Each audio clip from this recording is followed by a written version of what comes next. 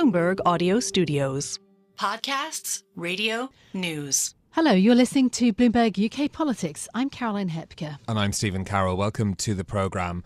Now, we're going to take a bit of a step back from the UK on today's show because of what's been happening in the US over the weekend. The attempt to assassinate Donald Trump on Saturday has upended US politics and the presidential race there, arguably making a second Trump presidency more likely. That's something that could have a big effect on the UK. But there's also the broader question around political violence, and that's something that President Biden spoke about when he made his address to the nation, appealing for a cooling of rhetoric from politicians in the US. Yeah, and that's not just an American issue. We've seen incidents of violence against politicians in many places, including in Europe. Slovakia's Prime Minister Robert Fico survived an assassination attempt in May. He's only just got back to work, having survived. Here in the UK, we've had two members of Parliament killed. David Ames in 2021, Joe Cox killed in 2016, murdered in their constituencies.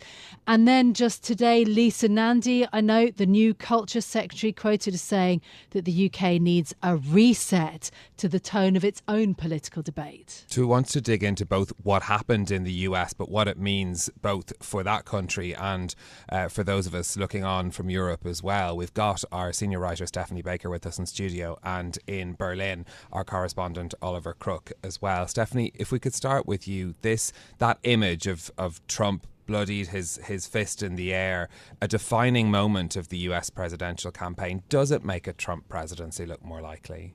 You're right. That is going to be the picture of 2024. And it is quite remarkable when you think about it. I think any of us, if we had been shot at, would we be able to get up and pump our fist in the air? So in many ways, it was really remarkable how he reacted. Does it make it more likely that he will win the presidency? In the short term, it certainly looks like that. I do question whether or not that will last. I think there's a lot of time between now and the election. We've got 4 months. A lot could happen between now and then. People's memories are very short. I think a lot of it depends on how each side reacts. If Trump really rises to the occasion, rises above politics on this, delivers a kind of unifying speech at the convention, and continues that controlled, disciplined tone through the election, I think he could win. But if he reverts to the attacks on Biden that are very, very divisive, the kind of, whipping up of anger and resentment amongst the MAGA Republicans, then I actually think that could backfire. As you say, the kind of shock in Europe, it was really felt as a kind of seismic event here, wasn't it? And all of the European leaders did send messages of support and concern. Do you think that in the US it's going to galvanise Trump supporters? I mean, surely it will do. But then the question is also about independence and things like turnout. I mean, Europe is watching this election in America so closely. Yeah, I mean, the question is, does this get Trump voters out and, voting like they might not have been before? Perhaps.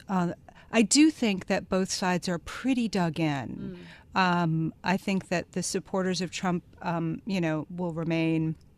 I'm not entirely sure how much this is going to shift the debate among swing voters and independents. It could do, but like I said, we're still far out from the election. If this had happened in October, I think it would be a very different calculation. I think the divisions in the U.S. are so deep.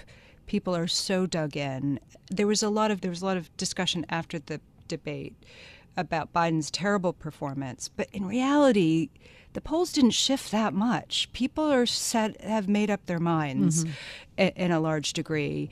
And again, I just think, does this attempted assassination on Trump, does it change Trump and the way he campaigns? Does it change him as a character?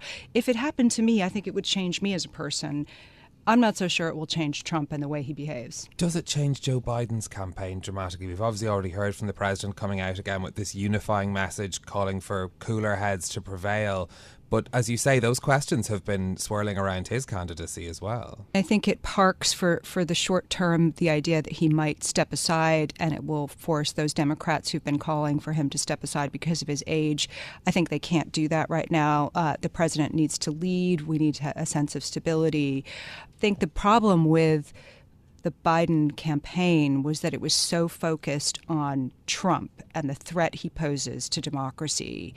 So now that he can't attack Trump after the assassination, what does he do? And I think there are a lot of people who are calling on the Biden campaign to, instead of just attacking Trump, come up with a more positive vision. And that's one of the problems he's had, with the interviews he's done. He has come back and attacked Trump. He's tried to defend his own, abilities, but he hasn't done a really effective job of spelling out why he deserves a second term and what he would do. And I think he's done a bad job, frankly, of selling the successes of his presidency, notably the economic miracle we're seeing in the United States. I mean, it's incredible, the boom. It is the envy of the world. Slow economies in Europe would love to have the kind of economic growth that the U.S. is experiencing. But for some reason, he has not been able to use that to cut through. In terms of the perspective here in Europe, Ollie, I mean, I mentioned that the reaction was largely united amongst the European leaders in the aftermath of the attack. But is there now a sort of difference, or has there been a difference of reaction amongst European leaders who are more pro-Trump and those who maybe are less aligned with his views? I mean, Europe also has its own elections with more populist leaders, even other far-right leaders in votes that we've had recently. I mean, overall, the sort of overwhelming reaction has been one of solidarity, concern, and really one overwhelming message, which is that violence is never the solution to political problems, and this kind of violence endangers democracy, which is exactly what Olaf Scholz said shortly after the attack. And their goal really is to try to take down the temperature. We were also looking at sort of the interesting reactions from a number of countries that we watched particularly closely. China, for example, they gave a sort of message from a spokesperson, very sort of brief, very sort of sober, expressing sympathy, concern, this sort of thing. But of course, for all these leaders, U.S. stability is of extremely huge importance, particularly when they are the protagonists in, two wars going on, one on the sort of, eastern flank of Europe. But not everybody was trying to turn down the temperature. You are probably not shocked to learn. If you want a more colorful response, we heard from the Kremlin, the spokesman there saying that, quote, after numerous attempts to remove candidate Trump from the political arena using first legal tools, the courts, prosecutors, etc., it was obvious to all outside observers that his life was in danger. He did go on to say that the Russians do not believe that the attempt to eliminate Trump was organized by the current authorities, i.e. Biden. But he said that the atmosphere around candidate Trump provoked what is confronting today. So that is Russia. You obviously take that with a fairly large grain of salt, but you heard some parts of that messaging in other parts of the political spectrum in Europe and elsewhere. You heard it from Farage saying that the narrative that the so-called liberals that oppose him is so nasty, so unpleasant, that I think it almost encourages this type of behavior. Similar messaging from Javier Milei and Wilders. So yes, while many have wanted to sort of bring down the temperature, there are others that are immediately sort of assigning this and sort of blaming it really before we even have any clear motive. But Oliver, at the same time, how much preparation is being done where you are in Germany or across the EU to what a second Trump presidency might mean for these countries as well? Because that is another aspect of this that we're following. Well, I think that for many people, again, with the Trump presidency and Trump policy, there's a huge degree of unknown, right? And this has been the case since the very beginning, the first Trump candidacy and presidency. I'll take you back to just 2 weeks ago when I was in Ukraine and we sat down with the president of Ukraine, Zelensky, and we've had Trump saying repeatedly that he'll have the war between Russia and Ukraine sorted within 24 hours. We asked Zelensky, do you know what he's talking about? He said, no, we don't, and we really would like to, because we can't really take any risks, right?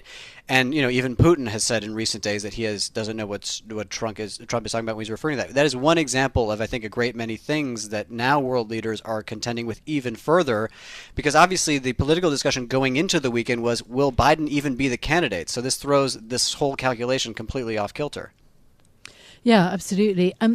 It is, Stephanie, also deeply awkward, isn't it, in terms of what it means, the reaction. The former President Trump faced all of these court cases that we've covered, concern about whether he would even accept the electoral outcome, the January 6th fallout, of course, from the last vote.